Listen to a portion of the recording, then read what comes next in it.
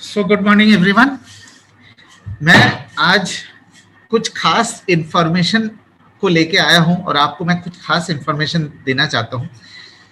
आपको ये तो पता होगा कि जैसे दिसंबर जनवरी में हमें ये लग रहा था कि कोरोना जो है धीरे धीरे खत्म हो रहा है और ऑलमोस्ट ये लग रहा था हमें कि हाँ बिल्कुल जीरो तो नहीं हो सकता, लेकिन हो सकता है दिन में 1000-2000 केस होंगे, बट ऐसे चलता रहेगा, राइट। लेकिन ये वायरस जो है ये कितना डेंजरस वायरस है, ये कितना बेशर्म बेशर्म वायरस है, कितना बदमाश वायरस है, ये अब हमें ये मालूम चल रहा है। बिकॉज ये जो वायरस है इसको जितना हम इग्नोर करेंगे ये हमारे ऊपर चढ़ के बैठेगा। इसका जीता जागता प्रूफ है आज का सिचुएशन, जो आपको खुद ही पता है कि पिछले 10-15 दिन में किस तरीके से जो नंबर ऑफ केसेस बढ़ रहे हैं, मल्टीप्लाई हो रहे हैं ऑलमोस्ट, राइट। तो आज के सिचुएशन को देखते हुए हम एयर प्योरीफायर के लिए किस तरीके का बेनिफिट हम इस्तेमाल कर सकते हैं, किस तरीके से बेनिफिट ले सकते हैं, उसके बारे में हम बात करेंगे। पैरेलली आपको ये भी मालूम है कि 16 जनवरी से वैक्सीनेशन प्रोग्राम शुरू हो चुका है और ऑलमोस्ट पहले तो जैसे मेडिकल स्टाफ को दिए गए थे, अब धीरे धीरे जो है नॉर्मल लोगों को भी वैक्सीन की सुविधा उपलब्ध हो रही है धीरे धीरे। आपको ये भी पता है कि वैक्सीनेशन ड्राइव में लगभग 20 से 25 लोग डेली वैक्सीनेटेड हो रहे हैं और 2 डोज जैसे भी है जो भी है। बट ऐसी सिचुएशन को देखते हुए कि एक तरफ वैक्सीनेशन ड्राइव चल रहा है और दूसरी तरफ कोरोना के केसेस बढ़ रहे हैं, इस सिचुएशन को देखते हुए हमारा एयर प्योरीफायर किस तरीके से बेनिफिशियल हो सकता है, किस तरीके से फायदेमंद हो सकता है, इसके बारे में आज थोड़ा सा डिटेल में हम बात करेंगे। क्योंकि ये करंट सिनेरियो है, इस सिचुएशन को देखते हुए हम अपने बिजनेस को कैसे बढ़ा सकते हैं उसके बारे में बात करेंगे। तो सबसे पहले थोड़ा सा बेसिक इंफॉर्मेशन हम ले लेते हैं कि ये जो वायरस है, कोरोना वायरस है, ये इन्फेक्शन फैलते कैसे हैं। आपको ये मालूम है कि ये हवा के जरिए सबसे ज़्यादा खतरनाक होता है। वैसे तो सरफेस के जरिए भी हो सकता है, बट सरफेस के लिए बहुत सारे डिसइंफेक्टेंट हमारे पास ऑलरेडी अवेलेबल है, लेकिन हवा के जरिए जो इन्फेक्शन फैलते हैं उसका अभी तक कोई बहुत खास डेवलपमेंट नहीं हुआ है एक्सेप्ट फॉर एयर प्योरीफायर। तो मैं आपको ये बताता हूँ कि ये इन्फेक्शन फैलता कैसे है। जैसे हम लोग बात करते हैं, गाना गाते हैं, हंसते हैं, छींकते हैं, खांसी आती है या इवन सांस छोड़ते हैं तो हमारे मुंह से पानी की बूंदें निकलती है, रेस्पिरेटरी ड्रॉपलेट्स जिसे कह सकते हैं आप। आपको ये भी पता है कि हमारे मुंह के अंदर कई तरीके के इन्फेक्शंस रहते हैं। हर एक आदमी के, हर एक इंसान के जो मुंह के अंदर है अलग अलग तरीके के बैक्टीरिया रहते हैं। जो बैक्टीरिया हमारे लिए तो अच्छे होते हैं, लेकिन जब ये रेस्पिरेटरी ड्रॉपलेट्स के जरिए वो बैक्टीरिया मुंह से बाहर निकलते हैं और दूसरे आदमी जब सांस के जरिए उस चीज को इनहेल करते हैं तो हमारे लिए हो सकता है वो बैक्टीरिया अच्छा हो, लेकिन दूसरे आदमी के लिए ये बैक्टीरिया जरूरी नहीं है कि वो बैक्टीरिया उनके लिए अच्छे हो। तो ये एक बहुत बेसिक क्रॉस इन्फेक्शन का तरीका है, लेकिन ये लोगों को मालूम नहीं था। जब ये कोरोना वायरस आया है, कोरोना वायरस का जब प्रकोप चला है, तब हमें ये मालूम चला कि एक आदमी से दूसरे आदमी तक इन्फेक्शंस जो है रेस्पिरेटरी ड्रॉपलेट के लिए फैलते हैं, जिसके कारण आज हम सोशल डिस्टेंसिंग करते हैं और मास्क पहनने की सलाह देते हैं, राइट। तो ये जो रेस्पिरेटरी ड्रॉपलेट है ये बन जाता है कैरियर, सहारा। ये बनता है कैरियर फॉर द वायरस और फॉर द बैक्टीरिया।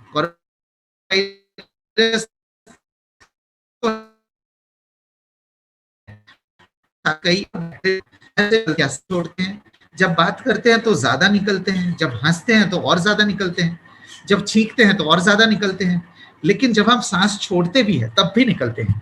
सो ये है सिनेरियो कि आपको उम्मीद करता हूं मालूम चल गया होगा कि इन्फेक्शन से एक आदमी से दूसरे आदमी तक कैसे फैल सकते हैं। तो अब हम 2 कंडीशन देखेंगे कि किस 2 कंडीशन, एक है आउटडोर, एक है इंडोर। आउटडोर में इन्फेक्शंस फैलने का खतरा कम होता है। क्यों? क्योंकि अगर आपने सोशल डिस्टेंसिंग मेंटेन किया, अगर आपने मास्क पहना है, तो बाहर जो है सड़क के ऊपर या पार्क में या खुले आसमान के नीचे एक नेचुरल एयर की मूवमेंट रहती है, नेचुरल एयर करंट रहता है। तो अगर आपने सावधानी बरती तो एक आदमी से दूसरे आदमी तक इन्फेक्शन पहुंचने का खतरा बहुत कम होता है, राइट। तो ये था आउटडोर की बातें। लेकिन इंडोर में, अगर हम इंडोर एनवायरनमेंट की बात करेंगे, थोड़ा ध्यान से सुनिएगा। इंडोर कुछ भी हो सकता है, आपका घर भी हो सकता है, डॉक्टर का क्लिनिक भी हो सकता है, छोटे ऑफिसेस और छोटे दुकानदार हो सकते हैं, या बड़े ऑफिसेस भी हो सकते हैं। तो जितने भी पार्शियली क्लोज्ड या क्लोज्ड एनवायरनमेंट होते हैं, जैसे हमारा घर को मैं कहूँगा पार्शियली क्लोज्ड एनवायरनमेंट, चूंकि वेंटिलेटेड तो होते हैं लेकिन हमेशा वेंटिलेशन नहीं रहता, मतलब दरवाजे खिड़की को ज्यादातर हम बंद करके रखते हैं, या तो जितनी खिड़की खुले रहते हैं, जितनी दरवाजे खुले रहते हैं, वो सफिशिएंट नहीं होता प्रॉपर वेंटिलेशन के लिए। सो उसको पार्शियली वेंटिलेटेड कह सकते हैं। और जो एसी कमरे हैं, जैसे डॉक्टर्स के चेम्बर्स है, डॉक्टर के कंसल्टेशन रूम है, हॉस्पिटल के जो पेशेंट रूम है या डॉक्टर्स रूम है या लैब्स है, ऑफिसेस है, दुकानें हैं, वो तो ज्यादातर केसेस में बंद रहते हैं। तो जो बंद वाले जो एरियाज है, यहाँ पे जो इन्फेक्शन है, जो रेस्पिरेटरी ड्रॉपलेट है, आप थोड़ा विजुअलाइज करने की कोशिश करिए। किसी भी बंद कमरे में ये जो रेस्पिरेटरी ड्रॉपलेट है, जो पानी की बूंदे जो हमारे मुंह से निकलते हैं, क्या ये बाहर निकल पाएंगे? नहीं निकल पाएंगे। क्यों नहीं निकल पाएंगे? चूंकि वेंटिलेशन नहीं है, क्रॉस वेंटिलेशन नहीं है। तो ये क्या होगा, फिर हवा के अंदर सस्पेंडेड रह जाएगा, जिसे हम suspended invisible infected respiratory droplet कह सकते हैं।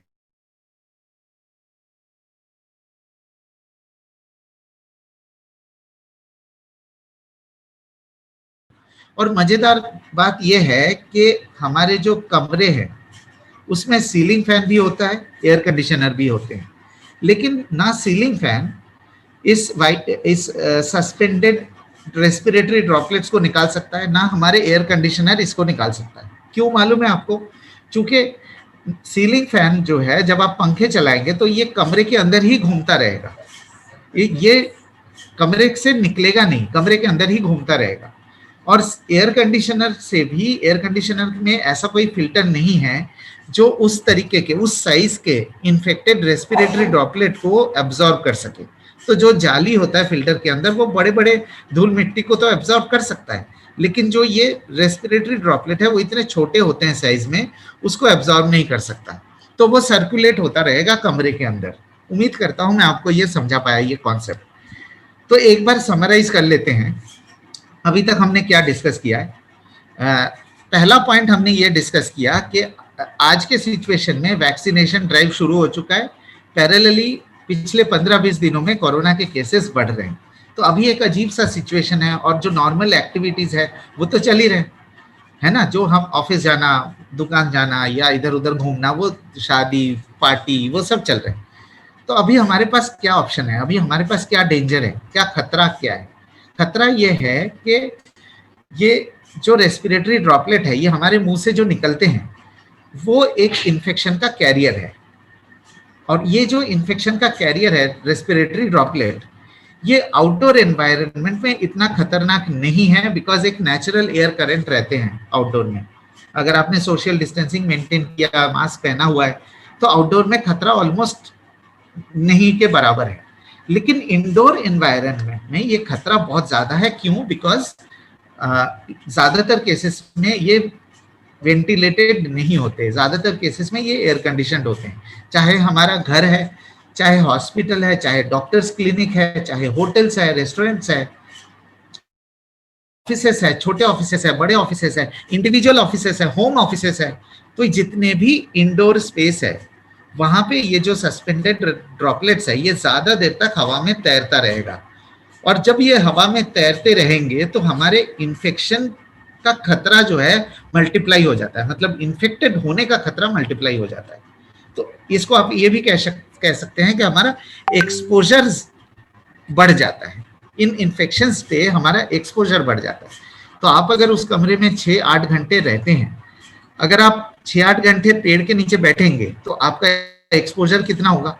और अगर आप 6-8 घंटे उस तरीके के क्लोज्ड एनवायरनमेंट में रहेंगे जहाँ पे कई सारे लोग एक साथ काम कर रहे हैं, तो वहां पे एक्सपोजर का खतरा जो है बढ़ जाते हैं, वहां पे इन्फेक्शन का खतरा इंडोर स्पेस में बढ़ जाता है। और इसको निकालने के लिए हमारा सीलिंग फैन और एयर कंडीशनर काम नहीं कर सकता, बिकॉज उनमें ऐसा कोई टेक्नोलॉजी नहीं है जो उसे रिड्यूस कर सके या अब्जॉर्ब कर सके। और सिर्फ एयर प्योरीफायर ही एक ऐसा प्रोडक्ट है, एयर प्योरीफायर ही है ऐसा जो हम इन सस्पेंडेड रेस्पिरेटरी ड्रॉपलेट को रिड्यूस कर सकता है। अब देखिए आपके स्क्रीन के ऊपर, ये देखिए, अब मैं आपको बताता हूं कि हमारे प्रोडक्ट में क्या खासियत है। हमारे प्रोडक्ट में जो एयर प्योरीफायर है, इतना तो मैं आपको समझा पाया कि किसी भी इंडोर स्पेस में अगर आपको सस्पेंडेड रेस्पिरेटरी ड्रॉपलेट्स निकालना है तो एयर प्योरीफायर के अलावा और कोई रास्ता नहीं है। अब सवाल ये आता है कि हमारा एयर प्योरीफायर किस तरीके से बेहतर है, हमारा एयर प्योरीफायर किस तरीके से बेहतर इन इन्फेक्शंस को रिड्यूस कर सकता है और बाकी एयर प्योरीफायर क्यों नहीं कर सकता। थोड़ा ध्यान से सुनिएगा। ये आपके स्क्रीन के ऊपर 3 फिल्टर्स है। मैं आप लोगों को ये बताना चाहता हूं कि ये जो सेशन है ये रिकॉर्ड किए जा रहे हैं, तो कुछ लोग लेट ज्वाइन किया है तो आपको ये रिकॉर्डिंग मिल सकता है बाद में, ठीक है। तो ये जो सस्पेंडेड रेस्पिरेटरी ड्रॉपलेट्स है, इसको किस तरीके से रिड्यूस किया जा सकता है। जैसे कि आप देख सकते हैं ये फिल्टर है, 3 फिल्टर, ये हर एक ब्रांड ये 3 फिल्टर देते हैं। ये है प्री फिल्टर, यह है कार्बन फिल्टर और ये तीसरा वाला हिपा फिल्टर। इसका काम कैसे होता है, एक तरफ से हवा को खींच के लेके आता है, फिल्टर के अंदर इम्प्यूरिटीज को एब्जॉर्ब किया जाता है और दूसरी तरफ से साफ हवा निकाल देते हैं। ये बहुत सिंपल ऑपरेशन है, वैक्यूम क्लीनर की तरह आप समझ सकते हैं। लेकिन ये फिल्टर तभी कामयाब होगा जब पूरे कमरे की हवा को खींच के आप फिल्टर के अंदर लेके आ सकते हैं। यही है सबसे बड़ी कमजोरी दूसरे ब्रांड की। आप देख सकते हैं आपके स्क्रीन के ऊपर, ये देखिए, ये मान लेते हैं एक कमरा है और यहाँ पे ये एयर प्योरीफायर है व्हाइट कलर का। जितने भी बाकी ब्रांड्स है वो एयर प्योरीफायर से जो हवा फेंकते हैं बाहर, वो स्ट्रेट ऊपर की तरफ निकलते हैं, स्ट्रेट ऊपर की तरफ, मतलब ये स्ट्रेट ऊपर की तरफ जाके सीलिंग से टकरा के नीचे आ जाते हैं। तो ये जो ऊपर जाके नीचे आ जाते हैं तो उससे क्या होता है, प्योरीफायर की जो एफिशिएंसी है वो प्योरीफायर तक सीमित रहते हैं, उसके आसपास सीमित रहते हैं। लेकिन हमारा जो शार्प का प्योरीफायर है वो एक यूनिक 20 डिग्री एयर फ्लो देता है। जिन लोगों के पास एयर प्योरीफायर ऑलरेडी है, आप अगर एयर प्योरीफायर से जो हवा निकल रहा है उसके ऊपर हाथ अगर रख के देखेंगे, हमारा एयर प्योरीफायर जो है वो हवा हल्का सा एंगल में निकालते हैं, स्ट्रेट ऐसे बाहर नहीं निकलता, हल्का सा एंगल में निकाला जाता है हवा को, ऐसे हल्का सा एंगल में। इससे क्या होता है कि इससे हवा की एक मूवमेंट, नेचुरल मूवमेंट हो जाती है, जिसके कारण पूरे कमरे में हवा फैल सकता है और एक बेहतर सक्शन, बेहतर जो जैसे वैक्यूम क्लीनर कैसे काम करता है, सक्शन से काम करता है ना, सक्शन खींचता है, तो एक बेहतर सक्शन कैपेसिटी मिलता है आपको, बिकॉज ये 20 डिग्री एयर फ्लो से के कारण हवा ऐसे फैलते हैं और खींच के लेके प्योरीफायर की तरफ आते हैं। उम्मीद करता हूं मैं आपको ये कॉन्सेप्ट मैं समझा पाया। ये कॉन्सेप्ट बहुत सिंपल है। ये फिल्टर्स हर एक ब्रांड देता है, लेकिन उनके जो एयर आउटपुट है, एयर फ्लो है, वो 90 डिग्री ऊपर की तरफ निकलते हैं, स्ट्रेट सीलिंग पे जाते हैं, टकरा के नीचे आ जाते हैं, प्योरीफायर के आसपास सीमित रहते हैं। लेकिन हमारा 20 डिग्री एयर फ्लो के कारण आपको एक पूरे कमरे में एक बेहतरीन एफिशिएंसी मिलता है। अब आप इसको रिलेट करिए जो मैं आपको थोड़ी देर पहले बता रहा था कि जो किसी भी बंद कमरे के अंदर जो रेस्पिरेटरी ड्रॉपलेट्स होंगे, जो हमारे लिए इन्फेक्शन कैरियर है, जो कोरोना वायरस इन्फेक्शन कैरियर है, रेस्पिरेटरी ड्रॉपलेट्स, वो तो पूरे कमरे में फैलते रहेंगे, पूरे कमरे में फैलता हुआ रहेगा। तो दूसरे एयर प्योरीफायर का फायदा क्या, जो प्योरीफायर के आसपास की सिर्फ एफिशिएंसी दे सकता है, पूरे कमरे में एफिशिएंसी नहीं दे सकता, जो हम आपको दे सकते हैं। सो ये है हमारा सबसे पहला बेनिफिट, जो आपको एक पूरे कमरे में बेहतर क्लीनिंग दे सकता है। और दूसरा, हमारे पास जो प्लाज्मा क्लस्टर टेक्नोलॉजी है, आपसे अगर कोई पूछते हैं, मैं आपको आज एक सिंपल तरीका बताऊंगा प्लाज्मा क्लस्टर को एक्सप्लेन करने का कि प्लाज्मा क्लस्टर को किस तरीके से आप एक्सप्लेन कर सकते हैं, कैसे प्लाज्मा क्लस्टर के बेनिफिट्स बता सकते हैं। आप नोट कर लीजिए प्लीज। प्लाज्मा क्लस्टर एक ऐसा एयर प्यूरिफिकेशन टेक्नोलॉजी है जो कि नेचुरल है, सेफ है, इफेक्टिव है और सर्टिफाइड है। ये चार चीजें ध्यान रखिएगा। नेचुरल है क्योंकि इसमें कोई आर्टिफिशियल मेथड इस्तेमाल नहीं किए गए हैं। दूसरा, सेफ और इफेक्टिव पे मैं जोर दे रहा हूं। अभी जैसे वैक्सीन का माहौल चल रहा है, वैक्सीन दिए जा रहे हैं, आप कौन सा वैक्सीन लेंगे जो सेफ हो और इफेक्टिव हो। किसी भी टेक्नोलॉजी के लिए ये दोनों चीजें बहुत जरूरी होता है, सेफ और इफेक्टिव। आप कोई टेक्नोलॉजी ऐसा इस्तेमाल करना पसंद नहीं करेंगे जो सेफ हो और इफेक्टिव ना हो, या कोई इफेक्टिव हो और सेफ ना हो। कोई भी टेक्नोलॉजी के लिए बेसिक रिक्वायरमेंट यही होती है, सेफ एंड इफेक्टिव। तो प्लाज्मा क्लस्टर टेक्नोलॉजी आपको क्या देता है? नेचुरल एयर प्यूरिफिकेशन टेक्नोलॉजी जो कि सेफ है, इफेक्टिव और सर्टिफाइड है। मैं सर्टिफिकेट की बात मैं अगर करूं तो हमारे पास 33 लैब्स द्वारा दिए गए सर्टिफिकेट है। आपने बिल्कुल सही सुना, 33। और आपके स्क्रीन के ऊपर मैं अभी आपको मैं दिखाता हूं, ये है 155 पेज का डॉक्यूमेंट आपके स्क्रीन के ऊपर, राइट। 155 पेज का ये जो डॉक्यूमेंट है, इसमें 33 लैब्स द्वारा दिए गए डिटेल्ड टेस्ट रिपोर्ट है, डिटेल्ड टेस्ट रिपोर्ट है, और साथ के साथ उनसे दिए गए सर्टिफिकेट्स हैं। तो आपको ये सर्टिफिकेट की कॉपी, प्रेजेंटेशन और ये सारी रिकॉर्डिंग भी मिल सकता है, राइट। तो कंटिन्यू करते हैं हम अपना प्रेजेंटेशन। तो प्लाज्मा क्लस्टर का जो पहला बेनिफिट है वो है नेचुरल प्यूरिफिकेशन टेक्नोलॉजी जो कि सेफ है, इफेक्टिव है और सर्टिफाइड है, राइट। दूसरा बेनिफिट जो हमें प्लाज्मा क्लस्टर देता है, जो कि सबसे ज्यादा पावरफुल बेनिफिट है, वो ये है कि अभी रिसेंटली एक टेस्ट के द्वारा ये पाया गया है कि प्लाज्मा क्लस्टर टेक्नोलॉजी 30 सेकंड के अंदर SARS-CoV-2 को लैब टेस्ट कंडीशंस में 91.3% तक डिस्ट्रॉय करता है, डिस्ट्रॉय खत्म कर देता है, राइट। सो ये आप सोच सकते हैं कि प्लाज्मा क्लस्टर टेक्नोलॉजी की क्या क्रेडिबिलिटी है, क्या ताकत है कि एक ऐसा टेक्नोलॉजी जो SARS-CoV-2 वायरस को डिस्ट्रॉय कर सकता है। आप सोचिए, ये पहला एयर प्यूरिफिकेशन टेक्नोलॉजी है जो SARS-CoV-2 के अगेंस्ट इफेक्टिव है, और एक ऐसा वायरस जो पूरी दुनिया को लॉकडाउन कर चुका है, पूरी दुनिया को हिला चुका है, उस वायरस को प्लाज्मा क्लस्टर से आप डिस्ट्रॉय कर सकते हैं। यह है हमारा प्लाज्मा क्लस्टर का एक बेहतरीन बेनिफिट। ये जो टेस्ट किए गए हैं प्लाज्मा क्लस्टर की इफेक्टिवनेस SARS-CoV-2 के ऊपर, ये चेक किया गया है नागासाकी यूनिवर्सिटी जापान द्वारा। ये देख सकते हैं, ये 3 साइंटिस्ट हैं जिन्होंने हमारे प्लाज्मा क्लस्टर को टेस्ट करके उसके डिटेल्ड रिजल्ट्स हमारे साथ शेयर किया है। और आगे बढ़ते हैं। प्लाज्मा क्लस्टर का एक और बहुत इंपॉर्टेंट और बेहतरीन बेनिफिट है, आपको ये तो पता होगा कि हमारे मोबाइल फोन है जो रेगुलरली अपडेट करना पड़ता है। आपके पास अगर लैपटॉप है, कंप्यूटर है, तो ये रेगुलरली हमें सॉफ्टवेयर अपडेट करना पड़ता है ताकि नए नए फीचर्स और बेनिफिट्स हमें मिल सके।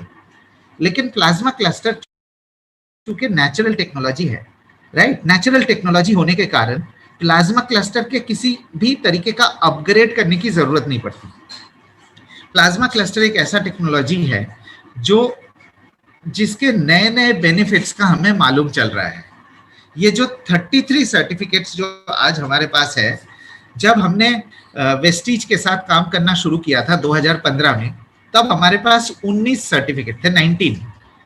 अब 5 साल में 19 से लेकर 33 सर्टिफिकेट्स अब हमारे पास अवेलेबल है 33 लैब्स द्वारा। तो मतलब प्लाज्मा क्लस्टर टेक्नोलॉजी के नए नए बेनिफिट्स का हमें पता चल रहा है। इसका मतलब यह है कि अगर आपने 2 साल पहले शार्प का एयर प्यूरिफायर इस्तेमाल करना शुरू किया तो वो भी आपको कोरोना वायरस से बचा सकता है। आपको प्लाज्मा क्लस्टर के अपडेट करने की जरूरत नहीं है। जो प्यूरिफायर आपके पास ऑलरेडी है वो प्लाज्मा क्लस्टर भी उतना ही इफेक्टिव होगा जो आज का प्लाज्मा क्लस्टर है। सो ये बहुत बड़ा बेनिफिट है, बहुत बड़ा बेनिफिट कि ये कोई नया टेक्नोलॉजी नहीं है, ये कोई नया वर्जन प्लाज्मा क्लस्टर का नहीं है। आप ये हमेशा याद रखिएगा, ये बहुत बड़ी बात होती है। तो ये था मेरा मेन प्रेजेंटेशन जिसके जो मैंने स्टार्ट किया था, जो मैंने आपको बताया था, एक बार समराइज कर देता हूं कि आज के सिचुएशन में कोरोना वायरस के जो केसेस आ रहे हैं वो आपको मालूम है कि मल्टीप्लाई हो गए, बहुत ज़्यादा केसेस आ रहे हैं। और दूसरी तरफ जो है वैक्सीनेशन ड्राइव शुरू हुआ है, राइट। और उसके साथ साथ हमने ये भी जाना कि इन्फेक्शंस, जो कोरोना वायरस या किसी भी तरीके के इन्फेक्शन एक आदमी से दूसरे आदमी तक कैसे फैलते हैं। और अगर मैं आउटडोर एनवायरनमेंट की बात करूं और इंडोर की बात करूं तो आउटडोर में खतरा कम होते हैं, इंडोर में खतरा ज़्यादा होता है। अगर मैं इंडोर की बात करूं तो आप हमारे घर, ऑफिस, बड़े ऑफिस, छोटे ऑफिस, होम ऑफिस, और फिर आपका डॉक्टर्स का चेम्बर, हॉस्पिटल के पेशेंट रूम्स, हॉस्पिटल के लैब्स, ये सारे के सारे जो इंडोर स्पेसेस हैं वहाँ पे इन्फेक्शन का खतरा बहुत ज़्यादा बढ़ जाता है। मतलब आपका एक्सपोजर बढ़ जाता है। आप खुद सोचिए कि अगर आप पेड़ के नीचे बैठे हैं 8 घंटे और आप किसी ऑफिस में बैठे हैं 8 घंटे, आप खुद सोचिए इन्फेक्शन के लिए एक्सपोजर या खतरा जो है कहाँ पे ज़्यादा होगा।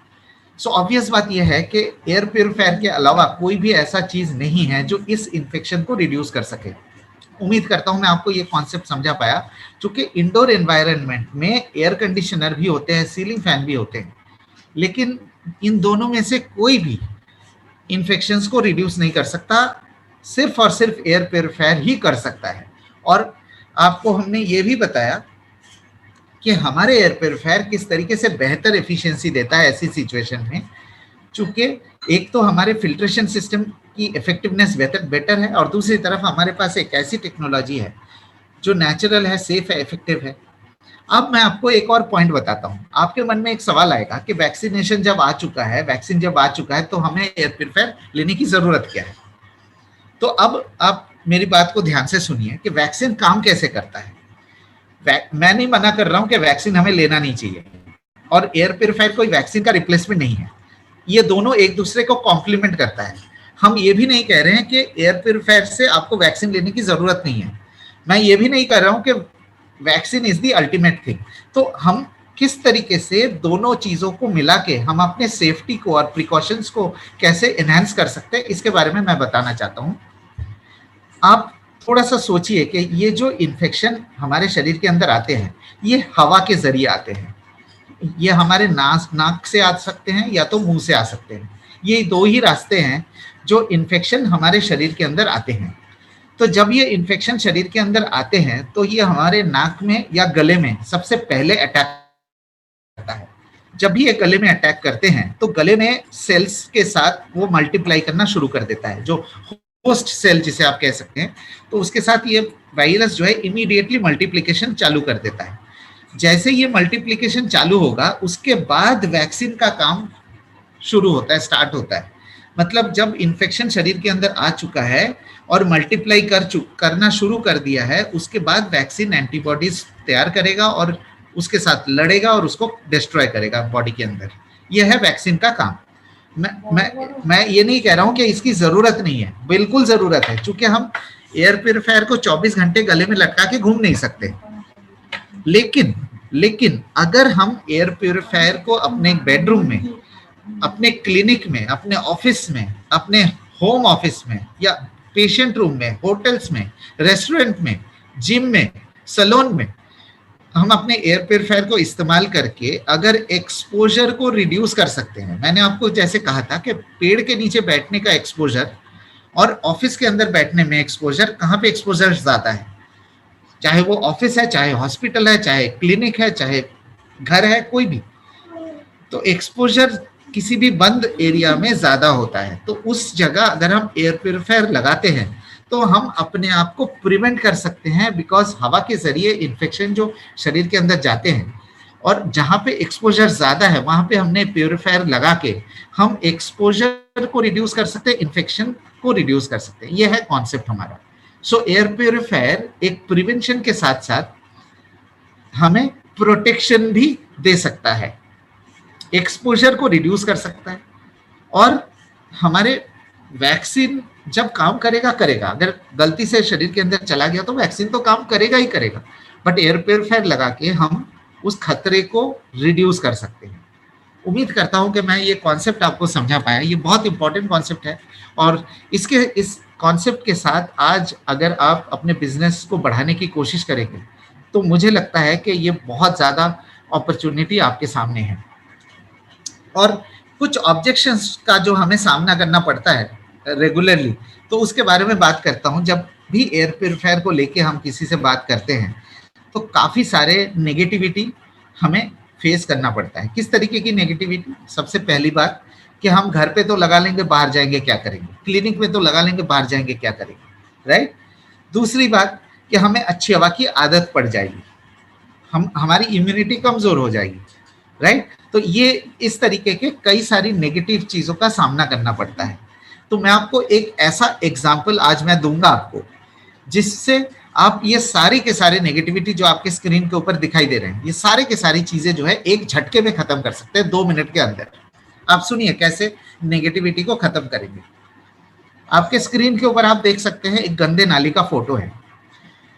जब भी हम किसी गंदे नाली के पास से गुजरते हैं, हाँ, जब भी इस तरीके के गंदे नाली के पास से गुजरते हैं, मान लीजिए हमें 1-1.5 मिनट का समय लगता है इसको पार करने में, उस समय हमारी रिएक्शन क्या होती है? आपने बिल्कुल सही कहा, हम नाक में और मुंह में रुमाल से ढक लेते हैं, नाक को रुमाल से ढक लेते हैं, मुंह को रुमाल से ढक लेते हैं। ऐसा क्यों करते हैं हम लोग? सांसों को हल्के भी कर देते हैं, सांसों के बीच में गैप बढ़ा देते हैं। किसी गंदे नाली के पास से जब हम गुजरते हैं, हम ऐसा क्यों करते हैं? इसलिए करते हैं क्योंकि हमें पता है कि यहाँ पे इन्फेक्शन है, यहाँ पे जर्म्स है, यहाँ पे स्मेल है, बदबू है।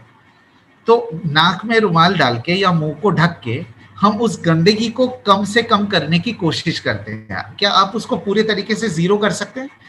नहीं कर सकते। क्या आप 1.5-2 मिनट सांस रोक के नाली को पार कर सकते हैं? नहीं कर सकते। आप हमें तो सांसें लेनी है, लेकिन हम नाक में रुमाल लगा के या सांसों को हल्की करके उस गंदगी को कम से कम करने की कोशिश करते हैं।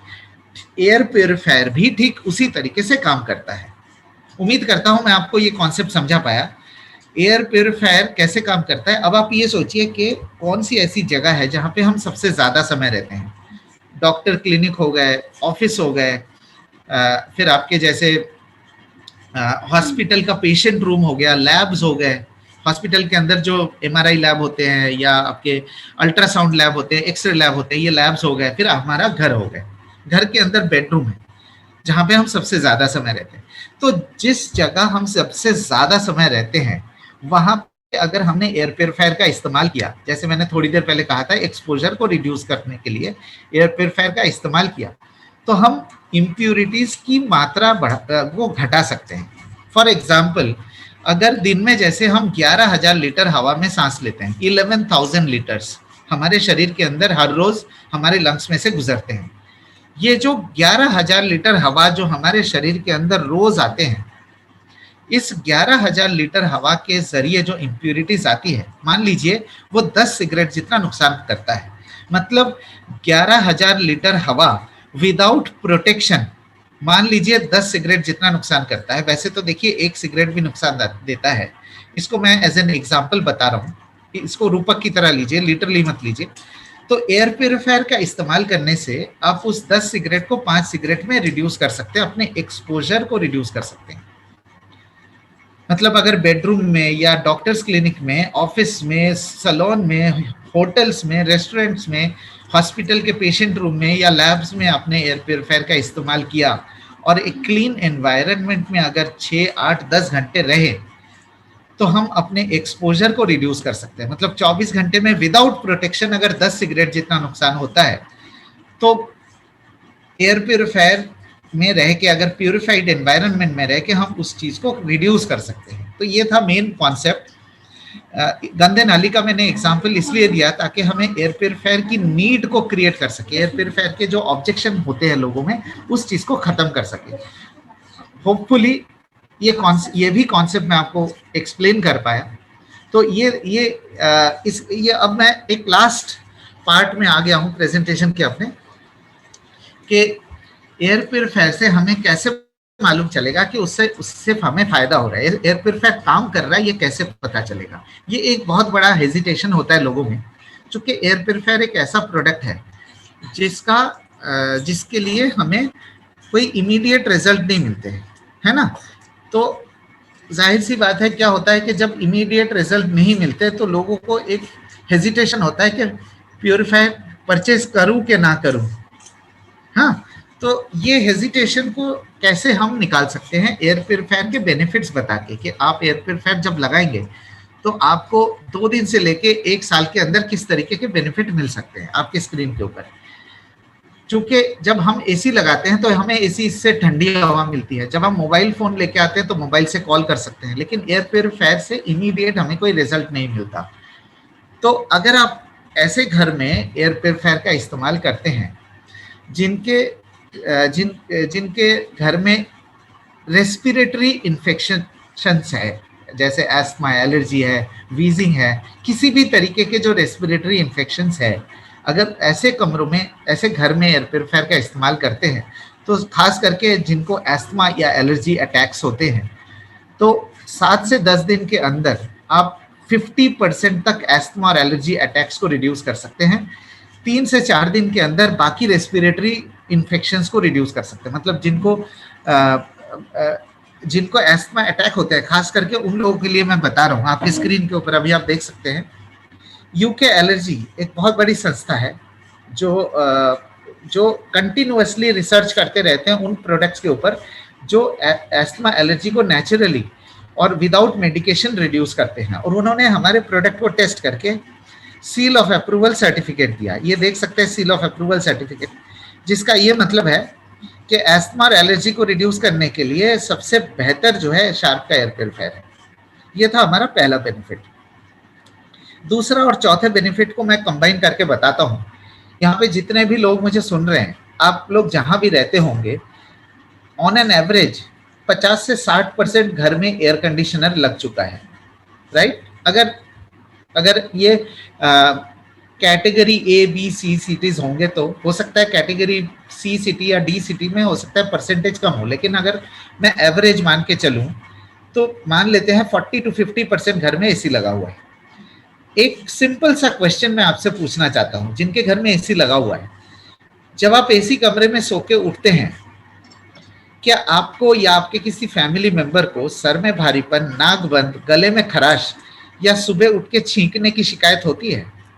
अगर ये शिकायत होते हैं, अगर ये सिम्टम्स होते हैं, इसका मतलब ये प्रिलिमिनरी सिम्टम है, और अगर हम इसे इग्नोर करेंगे तो ये सिम्टम्स की फ्रीक्वेंसी भी बढ़ती जाएंगी और ये सिम्टम्स के कॉम्प्लिकेशंस बढ़ते जाएंगे, नंबर ऑफ सिम्टम्स बढ़ते जाएंगे।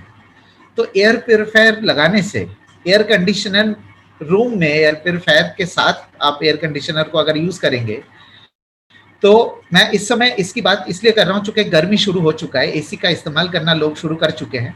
तो अगर आप खास करके एसी रूम में एयर प्योरीफायर का इस्तेमाल कर सकते हैं, तो कई सारे सांसों के रिलेटेड जो इश्यूज है, आप 2 से 4 दिन के अंदर काफी हद तक रिड्यूस कर सकते हैं।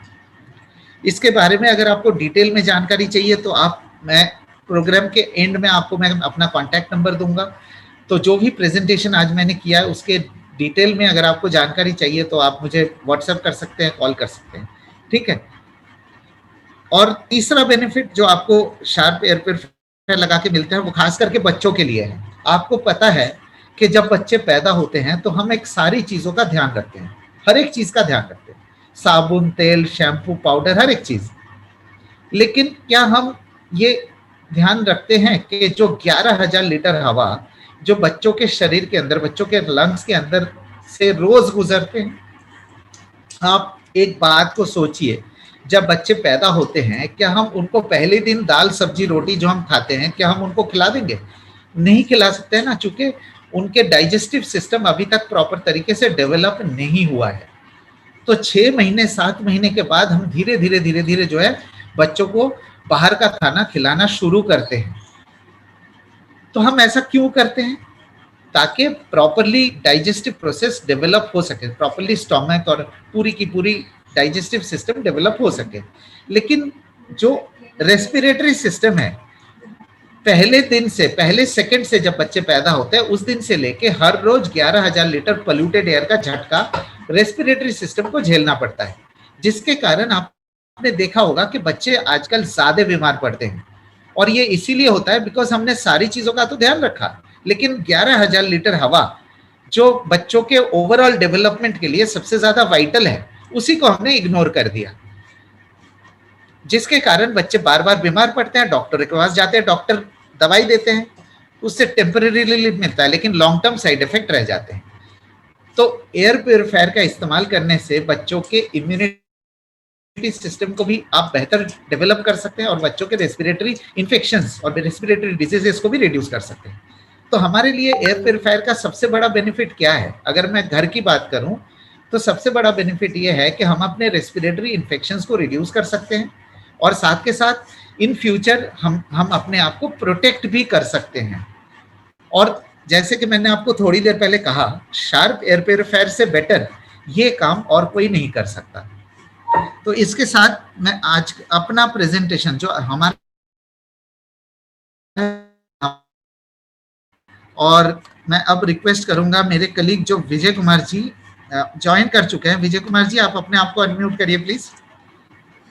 Good afternoon. विजय कुमार जी हमारे नेशनल सर्विस मैनेजर हैं। विजय कुमार जी, आप प्लीज बताइए, मैंने कि हम लोगों को बताइए कि प्यूरीफायर को किस तरीके से यूज किया जाए और मेंटेनेंस कैसे करेंगे। प्लीज मैं आप लोगों से सबसे रिक्वेस्ट करूंगा कि इस अगले 10 मिनट विजय कुमार जी को जरूर सुनिए, क्योंकि प्यूरीफायर लेना एक बात होता है और प्यूरीफायर के बेनिफिट्स को पाने के लिए सही तरीके से मेंटेन करना, सही तरीके से इंस्टॉलेशन करना बहुत जरूरी होता है। So please listen to Vijay Kumar ji very very carefully, जो आपको पोजीशनिंग, मेंटेनेंस और सारी चीजों के बारे में बताएंगे। Over to you Vijay Kumar जी।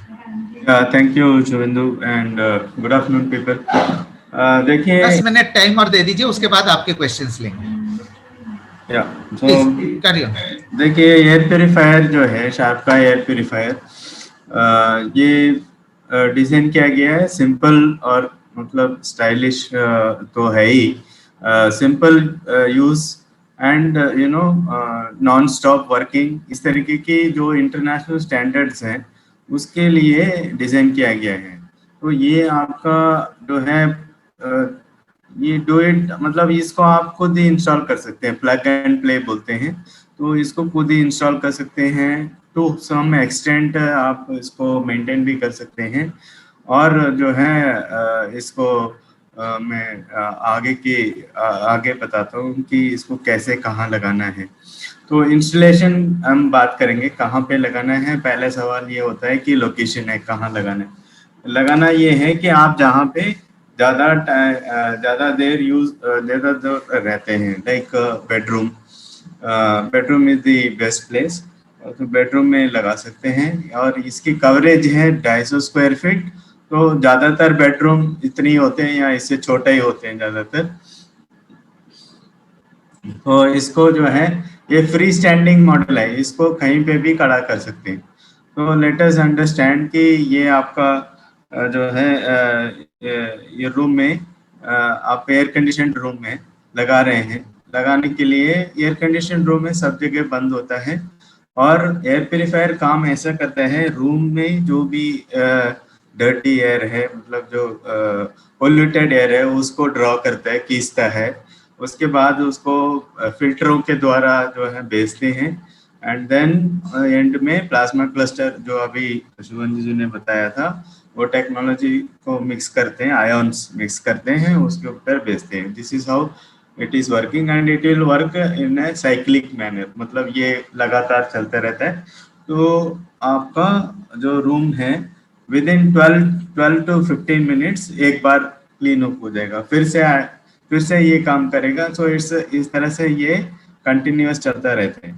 सो आपको चाहिए क्या, इसको लगाने के लिए लगाने के लिए आपको सिर्फ एक प्लग पॉइंट चाहिए और एक एब्स्ट्रैक्शन फ्री, मतलब जिस पे शेल्फ ना हो, शेल्फ में नहीं रख सकते हैं, और कोई स्क्रीन क्लॉथ इसके ऊपर पड़ रहे, ये सब चीजें नहीं है। इसको जो एयर फ्लो को बाधा ना आए, इसी तरह की जगह में लगा सकते हैं। जैसे बेड में होता है तो दोनों साइड में थोड़ा जगह होते हैं, वहां पे लगा सकते हैं, या आगे करके कॉर्नर पे लगा सकते हैं। एयर कंडीशन रूम में कहीं पे भी लगा सकते हैं। और किसी ने अगर पूछते हैं कि नॉन एयर कंडीशन में कहाँ होना चाहिए, तो ज्यादातर जो है अगर if there is a window and there is a door, तो डोर को थोड़ा सा बंद कर दीजिए और डोर के पास रख दीजिए या खिड़की के नीचे रख दीजिए। और इसको फैन के नीचे मत रखिए जहाँ पे इसके हवा लगे, क्योंकि ये नॉर्मल फ्लो में बीच में डिस्टरबेंस करते हैं, क्रिएट करते हैं। तो और अगर कहीं कारपेटेड रूम है, थोड़ा सा ऊपर रख लीजिए, थोड़ा सा आधा फीट का एक छोटा स्टूल लगा के उसके ऊपर रख लीजिए। और एक और इम्पॉर्टेंट बात है कि रूम में एग्जॉस्ट फैन नहीं होना चाहिए। एग्जॉस्ट फैन होने से क्या होता है, आपका प्यूरिफाइड एयर बाहर निकलते रहते हैं। ये थोड़ा ध्यान में रखिए, क्योंकि विजय कुमार जी, एसी रूम में नॉन एसी रूम में कैसे लगाना है वो भी बता दीजिए। हाँ बताया है कि एसी रूम में कहीं पे भी लगा सकते हैं practically, because AC room is closed and you can keep it any place where there is no obstruction. आपका जो है एयर फ्लो में इसकी ऑब्स्ट्रक्शन हो, मतलब बाधा न हो। और नॉन एसी रूम में फैंस चल सकते हैं, कोई इश्यू नहीं है। खिड़की जो है बंद कर लेनी चाहिए, कूलर रहने में दिक्कत होता है, या खिड़की के नीचे रख दीजिए। और दरवाजा का जो इस्तेमाल है थोड़ा बहुत मतलब रेस्ट्रिक्ट कर लीजिए, थोड़ा कम कर लीजिए। और डायरेक्ट जो है एयर फ्लो इसके ऊपर फैन का और उसमें ना पड़े, ये ध्यान में रखें आप। उसके बाद नॉन एसी रूम में दो तरीके का होता है। एक होता है या तो दरवाजे अगर खिड़की दोनों खुले हैं तो आप उस कमरे में एयर प्योरीफायर नहीं यूज कर सकते क्योंकि वो क्रॉस वेंटिलेशन हो रहा है। और अगर आपका दरवाजा बंद है, खिड़की खुला हुआ है, तो दरवाजे के आसपास रखिए। अगर खिड़की बंद है, दरवाजा खुला है, तो खिड़की के आसपास रखिए। सो अगर आपको एसी रूम में 100% एफिशिएंसी मिलता है, तो अगर पार्शियली ओपन रूम है तो आपको लगभग 85% एफिशिएंसी मिलेगी।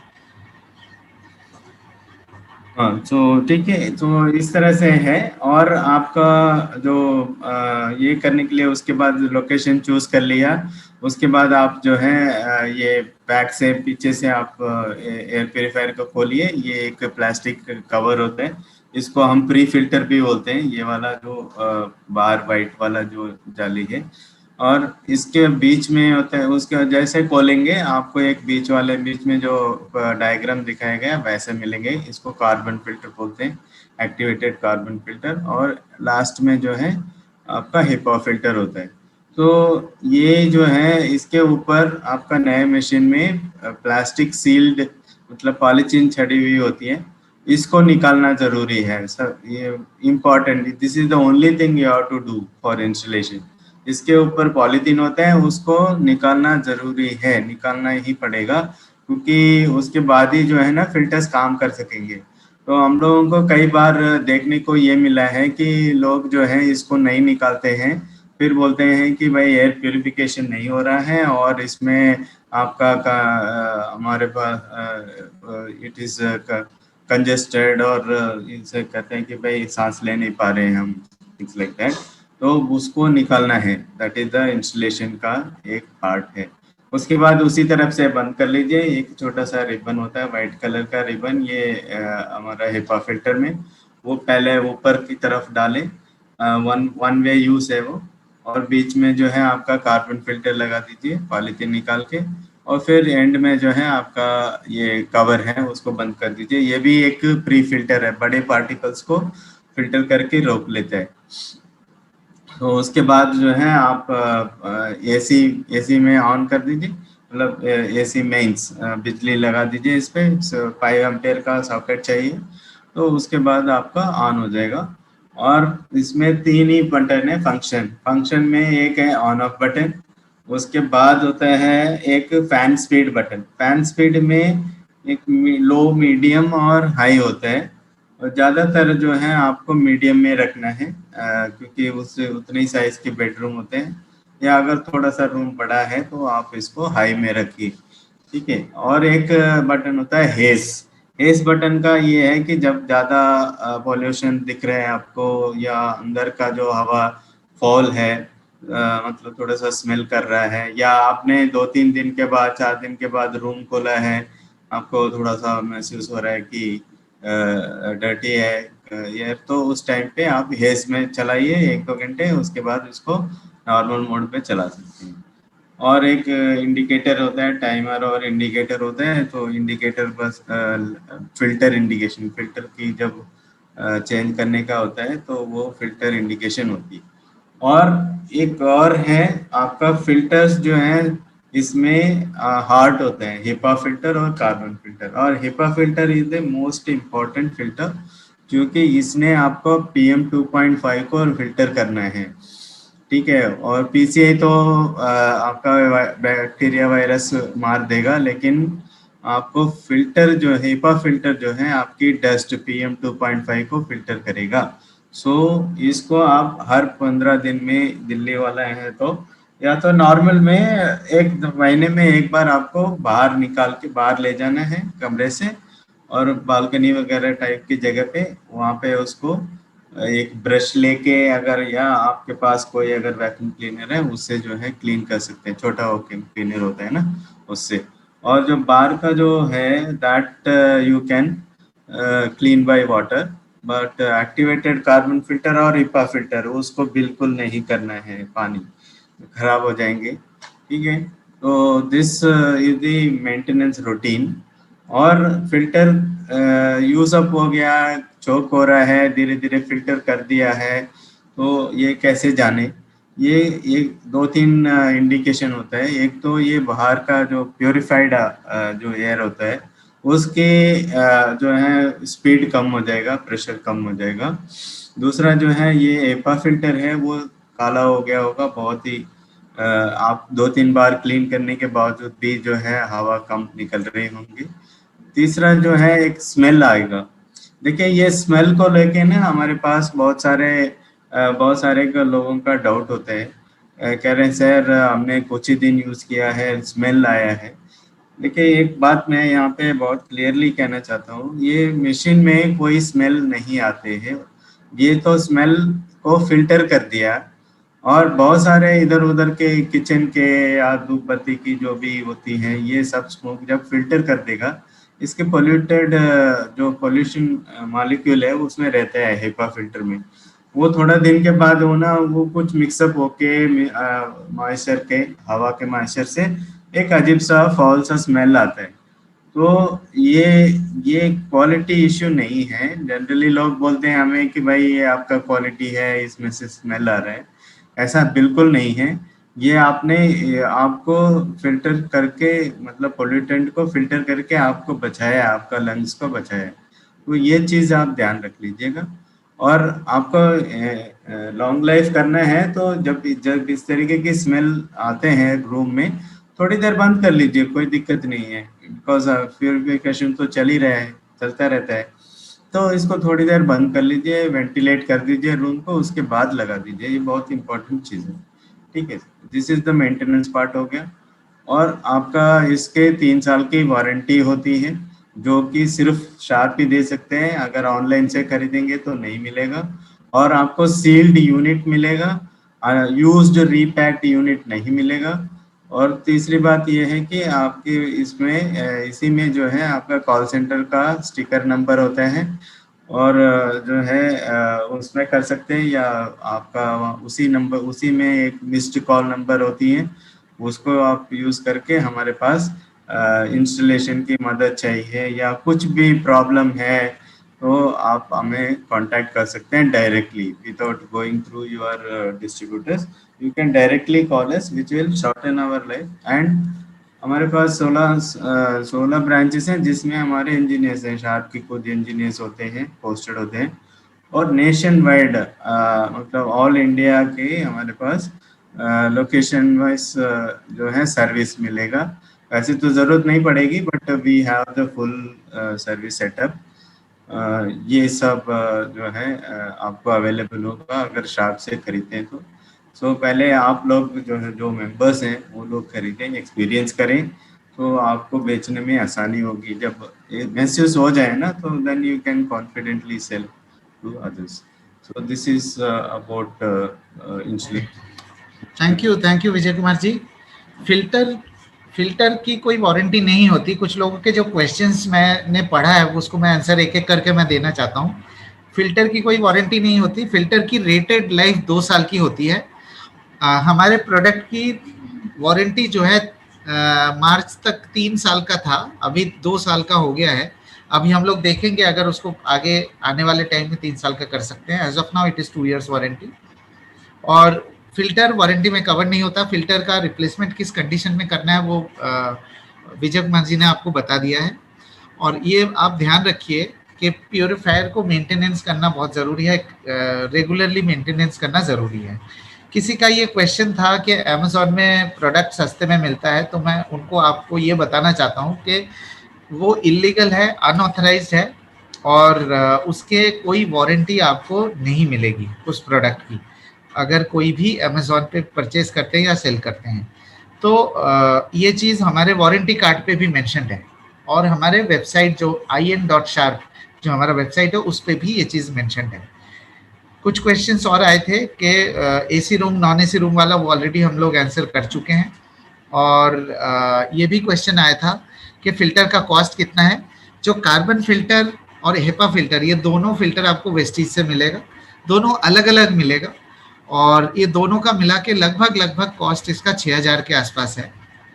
और ये कॉस्ट आपके लिए कोई बहुत बड़ा नहीं है, बिकॉज जिस तरीके का बेनिफिट आपको शार्प एयर प्योरीफायर से मिलता है, ये कॉस्ट कुछ भी नहीं है। अगर आप डेली का कॉस्ट देखेंगे, डेली अगर आप इसको 2 साल का भी कैलकुलेशन आप करते हैं तो लगभग 20 रुपए के आसपास आता है पर डे कॉस्ट। अगर आप 6 साल का कैलकुलेशन करेंगे तो लगभग ये 12 रुपए के आसपास का कॉस्ट करता है।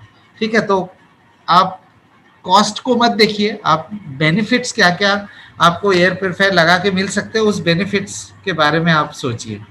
ठीक है, सो मैंने अपना कॉन्टैक्ट नंबर दे दिया है, मैंने अपना कॉन्टैक्ट नंबर चैट बॉक्स में दे दिया है। मेरा नाम शुभेंदु मजूमदार है। आपने अगर नहीं देख पाया चैट बॉक्स तो आप नोट कर सकते हैं 9958021414। आपको अगर रिकॉर्डिंग चाहिए, इसका सर्टिफिकेट्स या प्रेजेंटेशन चाहिए तो आप मुझे व्हाट्सएप करिए, लेकिन साथ में आप अपने नाम और शहर लिखना मत भूलिएगा। ठीक है, नाम और शहर लिख के आप मुझे अपने जो भी चीज़ें इंफॉर्मेशन चाहिए आप मुझे लिख सकते हैं।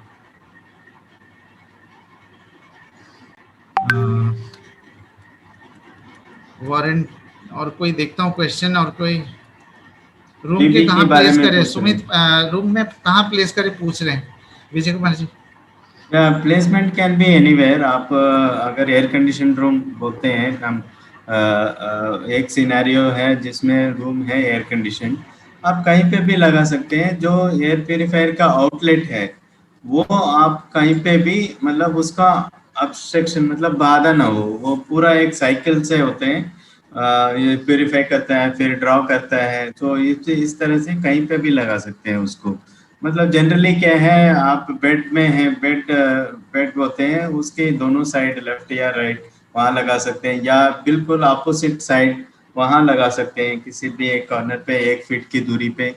और अगर नॉन एसी रूम है जिसमें एसी चल रहा हो या आपका कूलर चल रहा हो, वो डायरेक्ट हवा उस पे ना पड़े, उसके अलावा कहीं पे भी रख लीजिए। लेकिन खिड़की वगैरह अगर खुला है और तो वहाँ पे उसमें थोड़ी सी एफिशिएंसी कम हो जाएगा, जैसे कि अभी शुभेंदु जी ने बताया था। और खिड़की को बंद रखिए, देन वहाँ खिड़की के नीचे लगा दीजिए, उसमें कोई दिक्कत नहीं है। और दरवाज़ा जो है वो खोलना बंद करना थोड़ा सा मिनिमाइज कर दीजिए, तो इट विल वर्क। ठीक है, सो मेरे ख्याल से मोस्ट ऑफ द क्वेश्चंस हम आंसर कर चुके हैं। मतलब आइडियली फिल्टर कितने नंबर बचे। अजिंक्य दातर जी पूछ रहे हैं न्यू एयर प्योरीफायर है तो फिल्टर की जो लाइफ है ना सर, वो डिपेंड करता है आप कहाँ पे इस्तेमाल कर रहे हैं। जैसे आप अगर घर पे इस्तेमाल कर रहे हैं, ये एक्चुअली एनवायरनमेंट के ऊपर डिपेंड करता है। तो मैं आपको वर्स्ट केस सिनेरियो बताता हूँ। अगर किसी डॉक्टर के चेम्बर में या किसी डेंटल या पैथोलॉजी लैब्स में इस्तेमाल कर रहे हैं, तो आप मान के चलिए 6 महीने से साल भर में आपको फिल्टर बदलना है। और अगर आप जैसे दिल्ली जैसे पोल्यूटेड शहर में आप इस्तेमाल करते हैं, दिल्ली, कानपुर, लुधियाना जो पोल्यूटेड है, वहाँ पे आप साल 1.5 साल में आपको बदलना है। अगर आप बॉम्बे, नागपुर, किसी और लेस पोल्यूटेड शहर में इस्तेमाल करते हैं तो हो सकता है आपको फिल्टर 2 साल चल जाए।